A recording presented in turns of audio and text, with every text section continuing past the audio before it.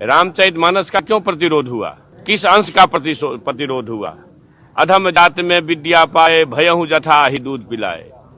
यानी अधम मतलब होता है नीच। नीच जाति के लोगों को शिक्षा ग्रहण करने का अधिकार नहीं था, और उसमें कहा गया है कि नीच जाति के लोग शिक्षा ग्रहण करके जहरीला हो जाते हैं, जैसा कि सांप दूध पीने के बाद होता है। ये चौपाई दोहा जो कहिए वो सुना आपने। रामचरितमानस तुलसीदास दुबे की लिखी किताब है रामचरितमानस, जिससे बिहार के वर्तमान शिक्षा मंत्री प्रोफेसर चंद्रशेखर ने कोट किया है। और उन्होंने कहा कि ये जो चौपाई या दोहा जो भी है, दोहा है 2 लाइनों का, तो ये दोहा है, मतलब 2 लाइनों का है। और प्रोफेसर चंद्रशेखर ने कहा कि ये रामचरितमानस से है। उन्होंने 3 किताबों का नाम लिया है। मनुस्मृति, जिसको बाबा साहब ने जलाया, रामचरितमानस जिसके 2 दोहा मैं भी आपको बताऊंगा, और एक उन्होंने कहा है बंच ऑफ थॉट्स। ये तीनों जो किताब है वो जातिवाद का दस्तावेज है, और जिसमें इस देश के 90-95% आबादी के खिलाफ है। प्रोफेसर चंद्रशेखर के खिलाफ खासकर जो ब्राह्मण समाज के पत्रकार हैं, चाहे वो चित्रा त्रिपाठी हो, चाहे कुमार विश्वास हो, या तमाम ब्राह्मण समाज के लोग उनका विरोध कर रहे हैं। और वो कह रहे हैं कि ये उनके धर्म का अपमान है। सवाल है कि जिस धर्म में वो पैदा हुए हैं प्रोफेसर चंद्रशेखर, वो हिंदू धर्म कह रहे, वो अभी भी हिंदू हैं। जिस धर्म को बाबा साहेब ने कहा कि मैं हिंदू में पैदा हुआ था, हिंदू मरूंगा नहीं, और उन्होंने धम्म का रास्ता अपनाया जो सनातन का रास्ता है। तो सवाल है कि क्या इस देश में ब्राह्मण समाज के अलावा और किसी को लिखने पढ़ने का अधिकार नहीं है, बोलने का अधिकार नहीं है? इसी पर हम अपनी बात रखेंगे तर्कों के साथ। नमस्कार, मैं शंभू कुमार सिंह और आप देख रहे हैं नेशनल दस्तक। सोचिए, किसी सिरफिरे ने जेएनयू में एक लाइन लिख दी थी कि ब्राह्मण भारत छोड़ो। पूरे देश में बवाल मच गया, चारों तरफ से उसकी निंदा हुई। हमने भी उसकी निंदा की कि अब क्या देसी विदेशी, हम सब भारत के नागरिक हैं।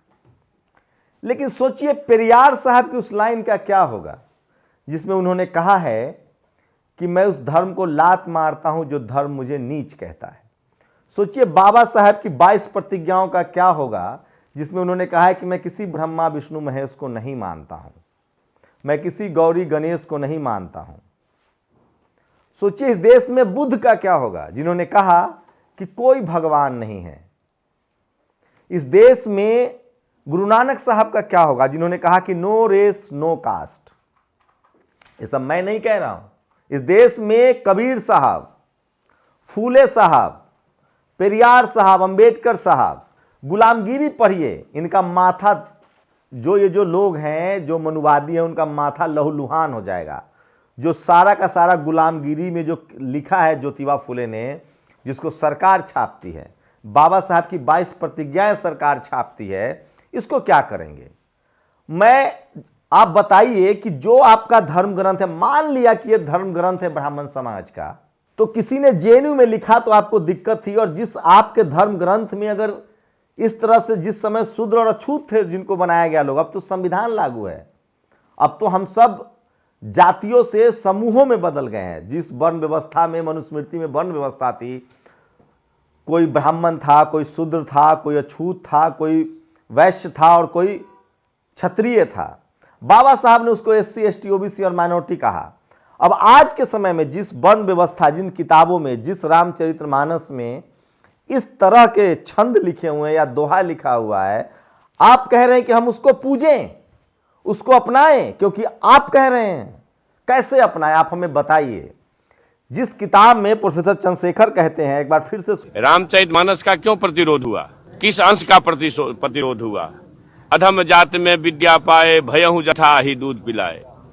यानी अधम मतलब होता है नीच। नीच जाति के लोगों को शिक्षा ग्रहण करने का अधिकार नहीं था, और उसमें कहा गया है कि नीच जाति के लोग शिक्षा ग्रहण करके जहरीला हो जाते हैं, जैसा कि सांप दूध पीने के बाद होता है। वो कहते हैं कि जिस किताब में हमारे खिलाफ लिखा हुआ है हम उसको कैसे माने?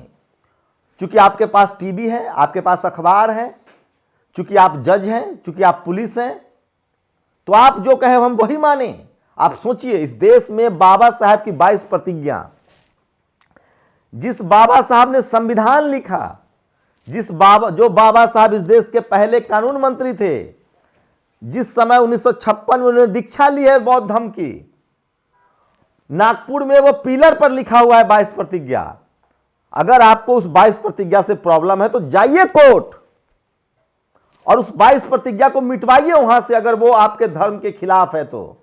नहीं तो हम बाबा साहब के मानने वाले, जैसे आप भगवान वाल्मीकि को मानने वाले हैं, जैसे आप तुलसीदास दुबे को मानने वाले हैं, आपको मैं मना नहीं कर रहा हूं, आप मानिए तुलसीदास दुबे को, लेकिन अगर कोई किताब में किसी को गाली दिया जाए, मैं ये वीडियो बना रहा हूं और मैं किसी जाति को गाली दूंगा, उससे नफरत करूंगा, उसके सारे अधिकारों को छीनने की बात करूंगा और यह भी उम्मीद रखूं कि वो समाज हमारे साथ खड़ा हो। मैं कुछ पोस्ट आपको पढ़ के सुनाना चाहता हूं जो मैंने उसी से वो चौपाई से लिया है, और जो मंत्री जी ने कहा वो तो है ही, लेकिन वो बहुत जरूरी है जो मैं सुनिए। पूजिए विप्र सकल गुणहीना, विप्र मतलब ब्राह्मण होता है, पूजिए विप्र सकल गुणहीना मतलब ऐसे ब्राह्मण की भी पूजा कीजिए जो गुण न हो, जो गुणहीन हो। अशूद्र न पूजिए वेद परवीना, जो शूद्र कौन था उस समय? ब्राह्मण थे, क्षत्रिय थे, उसके बाद वैश्य थे, मतलब आज के हिसाब से ब्राह्मण, क्षत्रिय मतलब जो राजपूत समाज के लोग थे, और वैश्य मतलब जो व्यापारी थे इस श्लोक के मुताबिक। और बाकी की जातियां आज के हिसाब से जाट, पटेल, गुर्जर, मराठा, कुर्मी, कोयरी, यादव, कुशवाहा, जब जातियों में बटा समाज था, और आज के हिसाब से कुछ सवर्ण जातियां जो पटेल और मराठा सवर्ण समाज में है, और बाकी के ओबीसी, एससी, एसटी जो आज उनकी आइडेंटिटी है, उनको शूद्र कहा गया। वो कह रहे हैं कि शूद्र न पूजिए वेद परवीना। क्या इसको आप जस्टिफाई करेंगे? उसी तुलसीदास के रामचरितमानस में यह लिखा है, ढोल गवार शूद्र पशुनारी सकल तारन के अधिकारी। अब बताइए, इसमें ढोल गवार शूद्र पशु नारी, महिलाओं को लिखा गया है कि ये सब तारन के अधिकारी है, मतलब इनको दबा के रखा जाए, और आप कह रहे हैं कि हम इस दोहे का सम्मान करें। एक लाइन किसी ने लिख दिया कि ब्राह्मण देश छोड़ो, आप कोर्ट चले गए, आप शो बनाने लगे। सोचिए किस तरह से वर्ण व्यवस्था ब्राह्मण धर्म में है। मैं नहीं कह रहा हूं, बाबा साहब का एनालिसिस ऑफ कास्ट पढ़िए। वर्ण व्यवस्था आपके धार्मिक कर्मकांड से आया है। भारत का संविधान हमें अधिकार देता है किसी भी तरह के कर्मकांड के खिलाफ बोलने के लिए। पेरियार ने कहा है कि उस धर्म को लात मारो जो तुम्हें नीच कहता है। आप बताइए, विकास दिव्यकृति ने एक दोहा बताया, वो भी वाल्मीकि रामायण को कोट किया। सोचिए, मुझे अभी मैं बात कर रहा था ज्ञानी जी से, वो कहते हैं कि भगवान वाल्मीकि ने रावण आयान लिखा था। भगवान वाल्मीकि ने रावण आयान लिखा था, उसको तुलसीदास दुबे ने रामचरितमानस किया, मतलब उसमें से अच्छा ले लिया। उतना ही नहीं, उसी रामायण को पेरियार साहब ने तमिल में लिखा, सच्ची रामायण, उसको दोबारा ट्रांसलेट किया हिंदी में पेरियार ललई सिंह यादव ने, उत्तर भारत में, जिनको उत्तर भारत का पेरियार कहा जाता है। उस समय भी विरोध हुआ था, उन्होंने सुप्रीम कोर्ट में केस जीता। आप पढ़िए उत्तर रामायण, आप पढ़िए पेरियार की सच्ची रामायण। आज के समय में तमाम इस पूरे मामले पर सिर्फ ब्राह्मण समाज के लोग नाराज हैं। क्यों नाराज हैं? क्योंकि ब्राह्मण धर्म से, वैदिक धर्म से सिर्फ उनका फायदा है, ब्राह्मण समाज का फायदा है, उनका व्यापार है, उनका रोजगार है, उस किताब के हिसाब से वो श्रेष्ठ हैं, और आप बाकियों पर कैसे थोप सकते हैं? और कुमार विश्वास कह रहे हैं कि ये ज्ञानी नहीं है। सोचिए तो, शुक्र मनाइए कि इस देश के SC, ST, OBC minority, Jat, Gurjar, Patel, Maratha, जिनको आपने शूद्र और छूत घोषित कर रखा था, वो जैसे जैसे स्कूल कॉलेज जाएंगे वो बाबा साहब की 22 प्रतिज्ञाओं को दोहराएंगे। संविधान में आरक्षण का प्रावधान है, आप आरक्षण की निंदा करते हैं, आप संविधान को नहीं मानते हैं, आप कोर्ट चले जाते हैं, कोर्ट से फैसले में खिलाफ आता है, जाति जनगणना के खिलाफ आप कोर्ट जाते हैं, और आप कह रहे हैं कि एक इतनी पुरानी किताब जिसमें हमारे खिलाफ लिखा गया है, हम उसको मानें, हम उसको पूजें, तभी हम धार्मिक हैं। हमें आपके सर्टिफिकेट की जरूरत नहीं है। आप सोचिए, सच्ची रामायण पेरियार ललई सिंह यादव हम क्यों न माने उन लोगों को, कबीर साहब को क्यों न माने? हम संत शिरोमणि रविदास महाराज को क्यों न माने, हम बाबा साहब की 22 प्रतिज्ञाओं को क्यों न माने। आपकी भावनाएं कैसे आहत हो रही है जब हम अपने अधिकार की बात कर रहे हैं? तो मतलब हम अपने अधिकार, अपने मान सम्मान की बात करें तो आपकी भावनाएं आहत हो रही है। और हमारी भावनाओं का क्या, हमारे हक अधिकार का क्या? जाति के नाम पर हमें स्कूल नहीं जाने दिया, जाति के नाम पर हमें पढ़ने नहीं दिया, जाति के नाम पर हमारे ऊपर मनुस्मृति थोपा। इसी देश में पेशवा जैसे राजा हुए जिन्होंने मनुस्मृति को लागू करवाया। और आज जब संविधान लागू है, आज देश संविधान के हिसाब से चलेगा। इस देश का संविधान सबको हक देता है कि आप अपने धर्म, अपने विचार को मान सकते हैं।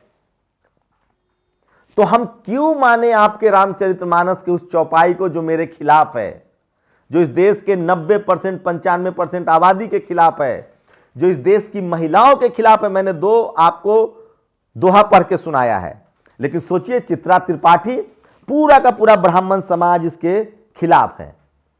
देश के दिल्ली के सोशल जस्टिस मंत्री राजेंद्र पाल गौतम ने 22 प्रतिज्ञा ली, आपने उनको निकलवा दिया। अब टीवी अखबार वाला कह रहा है कि उन मंत्री जी का इस्तीफा लो। अब बताइए, हद है।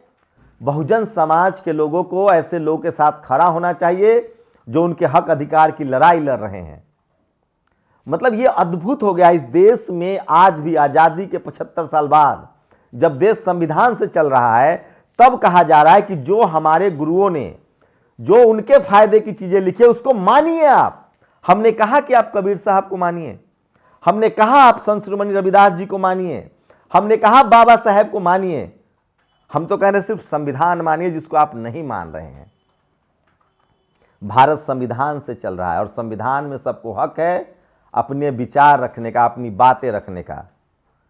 और सोचिए कि आप आज भी सोचिए, आप कल्पना कीजिए, जब बहुजन पढ़ लिख गया है, जब आज सुप्रीम कोर्ट, हाई कोर्ट में भी उसकी भागीदारी है, मीडिया जुडिशियरी में भी इक्का दुक्का लोग हैं, उसके बाद जब इस तरह के परपंच, छल परपंच और उनके साथ पावर सेंटर्स में जो लोग हैं उनके साथ इस तरह का परपंच रचा जा रहा है, तो तब क्या किया जाता होगा जब हमारे लोग सिस्टम में नहीं थे। आप सोचिए, इस तरह के हालात हैं। तो पढ़िए आप सच्ची रामायण पेरियार साहब की। हमको पढ़ना है, आप हमें रोक नहीं देंगे। हमें पढ़ना है पेरियार ललित सिंह यादव की सच्ची रामायण।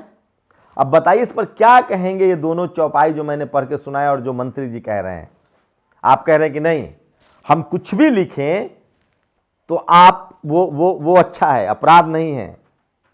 तो इसलिए मैं कह रहा हूं कि आप इस देश के ब्राह्मण समाज को आगे आना चाहिए। जैसे किसी घर में कोई बच्चा अगर गलत निकल गया, गलत काम करा, तो उस घर के गार्जियन की जिम्मेदारी है कि वो उस घर को दुरुस्त करे। जितने ऐसे ग्रंथ हैं, जितनी ऐसी किताबें हैं जिसमें जातीय भेदभाव है, जिसमें स्त्री पुरुष में भेदभाव है, जिसमें बराबरी नहीं है, आप उसके खिलाफ आप लोगों को बोलना चाहिए कि ये गलत हुआ है। आपने शंबुक वध को जस्टिफाई करेंगे? आप बताइए, करेंगे जस्टिफाई? कर्ण को शिक्षा नहीं दी गई महाभारत में। हमने जो महाभारत देखा उसी में कहा गया है कि कर्ण शूद्र पुत्र था। आप करेंगे उसको जस्टिफाई? या जो परंपराएं आ रही थी उसको आप खत्म करेंगे? सती प्रथा खत्म हुआ, बाल विवाह खत्म हुआ, बलि प्रथा खत्म हुई, तमाम जो कुरीतियां थी उसको तो खत्म करेंगे ना। ये जो तमाम इस तरह के जो दोहा हैं, इसके खिलाफ आपको बोलना चाहिए था। लेकिन एक देश का कॉन्स्टिट्यूशनल पद पर बैठा आदमी जब कह रहा है कि इस तरह के, अब बताइए, किसी ने लिख दिया कि ब्राह्मण भात छोड़ो, हम लोगों ने विरोध किया ना उसका, कि ऐसा नहीं लिखा जाना चाहिए। आपको इस देश के ब्राह्मण समाज को विरोध करना चाहिए था इस तरह के दोहा का और चौपाई का, जो जातिगत भेद, लैंगिक भेद को बढ़ावा देता है।